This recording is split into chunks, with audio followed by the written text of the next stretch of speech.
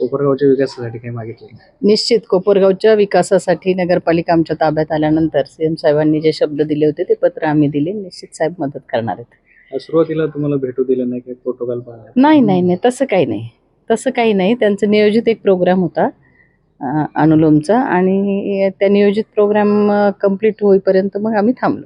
कापसे फाउंडेशनला आपण भेट दिली, या ठिकाणी जे मुंबईतील मुलांचं कार्य पाहिलं, काय वाटतं? अतिशय अतिउत्तम असं हे कार्य आहे.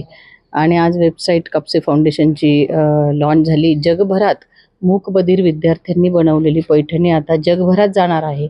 आणि त्याचं विशेष कौतुक आहे की एका ग्रामीण भागात असा उत्तम एकदम अतिशय चांगला असा हा उपक्रम की ज्याच्यातून मूकबधीर मुलांच्या हाताला काम मिळतं आणि पैठणी बनवण्याची ही जी काही कला आहे ती जिवंत राहण्यासाठी मदत होते. आणि म्हणून कापसे फाउंडेशनचे सगळे त्यांचे परिवारातल्या सगळ्या लोकांची खूप मेहनत आहे याच्यामागे.